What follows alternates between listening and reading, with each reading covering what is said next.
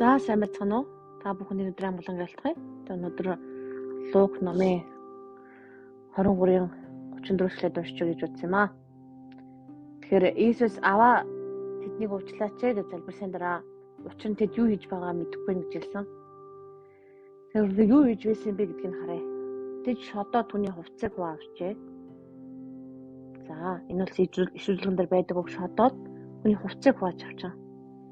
Та нард олон энэ бүхний ширтэн зогсож байгаа. Хэрэгцээгөө зогсож байгаа. За хэрэд хүртэл түүнийг тухуурхан тэр бусдыг авардаг байсан. Тэр бурхан Христ түүний сонгогдсон нэг муу юм бол өөрийгөө авраг гэж. За ингээд чи тийм юм байсан бол өөрийгөө аврахгүй байсан бэ гэдээ амжилж байгаа. Зэрэгүүд хүртэл түүний дооглон дэрвдэн ирээд түүнд гашуун цуугч хэрв чи идэвчдийн хаан муу юм бол өөрийгөө авраач гэлээ. Түүний дээд талд энэ бол идэвчдийн хаан гэж бичсэн тайз байлаа. Тэгэхээр үлгөгдөж бидний гин нүглийн төлөө зовлогдсон. Гэхдээ энд бүхний хүслээр энэ бүхэн зүйл болж байгаа. Тэгэхээр энэ хүмүүсийн гарт өвдөж байгаа. Ядлагдах хураг мэтгээд нэддэгдэж байгаа. Гэхдээ зүгээр нэг нэдэлж байгаа. Доромжил зодод цохиж янз янзаар болж дээрэс нь бас хүчин хүртэл тайлж аван ичгүүрт оруулж энэ бүхнийг хийж байгаа. Тэгээд энэ залбирлыг бодох үедээ надад юу орж ирсэн бэ гэхээр би өөрийгөө бодлоо л доо. Таны ч гэсэн бас өөрийгөө бодосоо гэж хүсэж байна.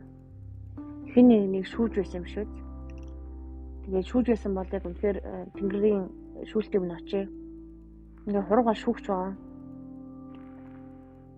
Иесустэй шүүх бүх эрх мэдэл өгсөн байдаг. Шүүлт Иесуст байдаг ганцхан.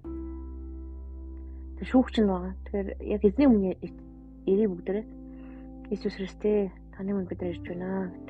Ерөөсөө бид нар дүргэж өгөрөө. Тэгэхээр шудраг шүүгчийн сэтийн өмнө цуглаж байна. Тэгээд тэнгэрлэг газар очиод тэгэхээр таны шүүхийн өмнө цуглаж байна. Тэгээд үнэхээр тэнгэрлэгүүдээ бас бид нартай хамт байж өгөрөө.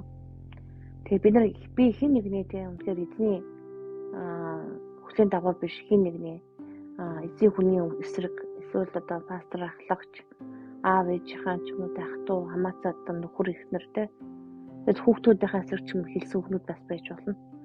Тэр хүмүүсээ болж бид тэднийг баймирсан байж болно дарамжилсаасаа болоод тэгээд тэр хүмүүсийг бас шүүсэн байж болно.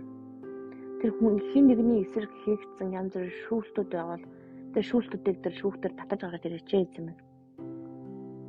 Тэгээд хэд вэ тэрийг гаргаж үзүүлж надад. Тэгэхээр бид тэрийг шүүжсэн тэр хүмүүсийг шүүмжил дарамжилж байсан. Янз бүрээр хэлэх хэлхүүгээр хилжсэн бол бүгдийг би үнэхээр гимшиж үнэсэн юм. Үнэхээр тэднийг өвлцсөн би үнэн мөн. Тэгэхээр хийжсэн тэр шүүтүүдээ бүгдийг би үнэхээр үүсгэж тэр тасалж тэр буцааж авмаар байна. Энэ шүүлтүүдээс бол тэр хүмүүсийн амьдралд янз бүр юм нөлөөлсөн тэр хүний ч бас миний амьдрал ч гэсэн бусдаа буруу муугаар нөлөөлсөн юм байх юм бол бүгдийг та үнэхээр уучлалт цэвэрлэж өгөөч.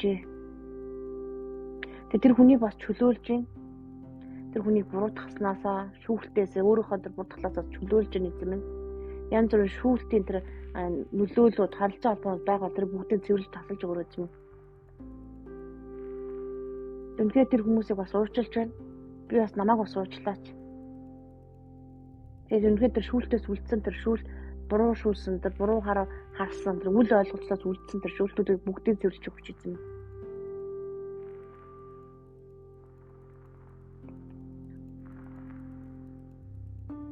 Тэгээд бас онцгойлон тэр хүний амьдралд бас буруу тэр шүүлтээс болж үлдсэн янз бүрийн ганц байгуултыг та бүтэн болгож өгч эзэм.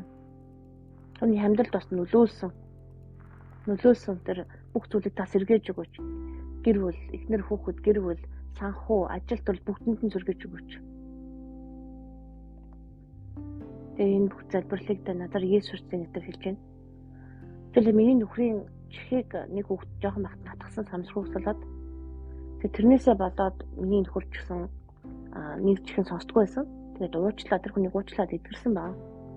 Гэхдээ тэр нөгөө хатгсан хүүхдийн амьдрал бас тийм сайн яваагүй байгаа. Эзний шүүлт бас байгаа. Тэр бас гомдсон бас байгаа. Тэрнээс болоод тэр хүүхдийн амьдралыг бид нар ходроойлоо залбирсан.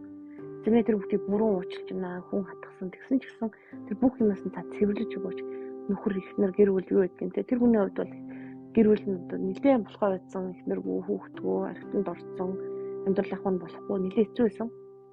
Тэр бүгдийг бас өрөөсөн байна. Яг тэрнтэй адилхан бас тэгж өрөөж явуулах хэрэгтэй байгаа. Тэр бол маш чухал. Тэзэмэн тэр хаалттай тэр янз бүрийн бас бусад хүн буруу хийснээсээ болоод тий. Тэгэл нэг хүн нэг хүүхдийн нүдийг сохолсон байгаа.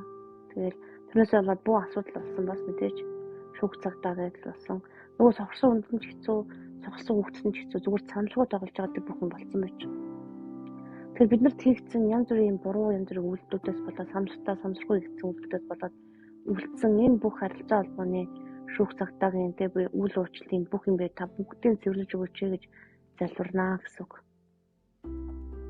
Өөртөө мэдгүй бас нөгөө хүнийг янзаар хилээд тийм үү буруу ойлгоод хэлэх үед хүртэл шүүлт болдог. Тэгээд үнэхээр Иесусыг мэдгүй шүүжээс энэ хүмүүстэй адилхан байсан бол уучлаарай. Тэгээд үнэхээр танд баярлалаа. Тэгээд та үнэхээр гимшиггүй та уучлал цэвэрлдэг үлээ. Тэгээд бас сануулж өгөх юм бол цаатар хүмүүс сануулж өгөрөө. Тэгээд үл ойлголтын бүх ханцаагуудыг авч хайжээ.